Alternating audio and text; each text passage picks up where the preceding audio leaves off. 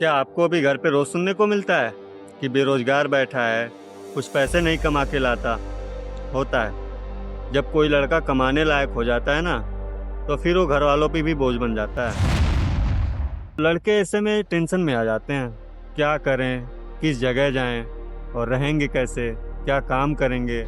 ना कोई हुनर है, ना कुछ जानकारी है। तो हेलो दोस्तों, मेरा नाम है प्रदीप शर्मा। मैं फिलहाल हूँ नोएडा सेक्टर 85 में। मैंने यहाँ पे लगभग 8 से 10 कंपनियों में काम करा है। मैं ऐसे ही लोगों की मदद करूँगा क्योंकि मेरी भी स्थिति कभी ना कभी वो थी और मैंने ये फील करा।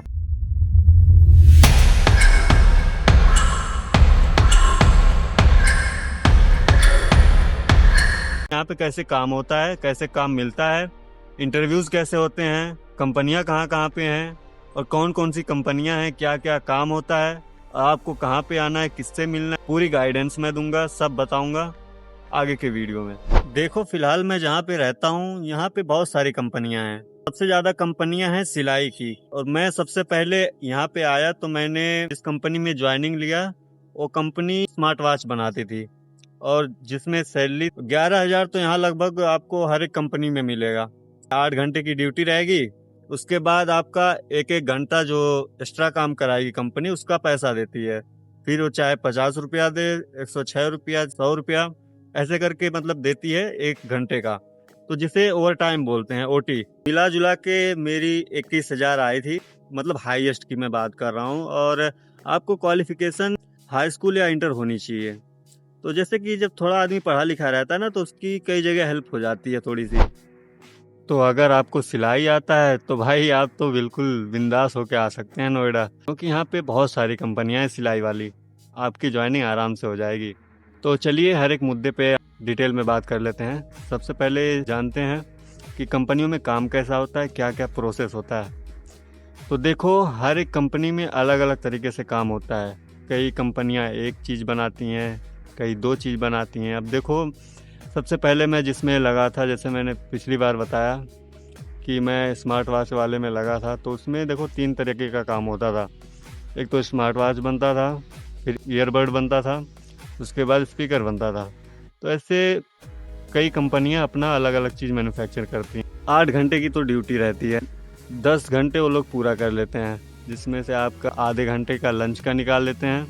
फिर 15 मिनट का एक ब्रेक देंगे, फिर 15 मिनट का एक ब्रेक देंगे, मतलब 2 ब्रेक रहेगा, फिर आधे घंटे का लंच रहेगा।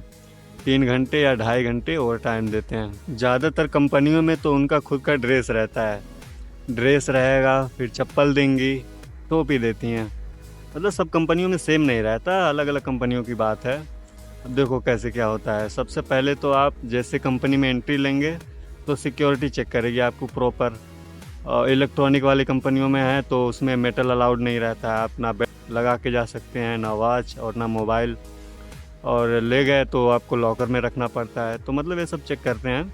उसके बाद आपकी एंट्री अंदर होती है, तो जो ड्रेस रहेगा, ड्रेस पहने रहेंगे, टोपी लगाएंगे, फिर चप्पल पहने रहेंगे। उसके बाद आपकी देखो पंचिंग होती है, मतलब आपको अंगूठा लगाना पड़ेगा।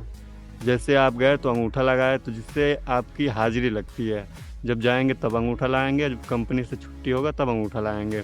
उसी के बेस पे सैलरी मिलती है आपको। मतलब आपका ये डेली का प्रोसेस रहेगा, इतना आपको करना पड़ेगा। और जो 12 घंटे की कंपनियां रहती हैं उनमें लंच देते हैं, किसी में फ्री रहता है, तो किसी में 16 रुपया प्लेट रहेगा, किसी में 18, किसी में 20। हर एक कंपनी में अलग अलग रहता है। और ज़्यादातर कंपनियों में मतलब रहता नहीं है, खुद से लेके जाना पड़ता है।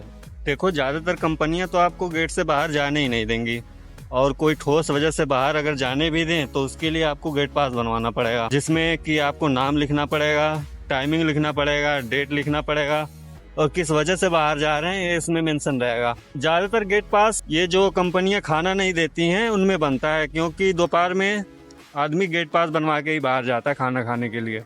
एक वीडियो में सब कुछ बता पाना मुश्किल है, इसीलिए इसका एक अगला भाग भी आएगा, उसको जरूर से ही देखें।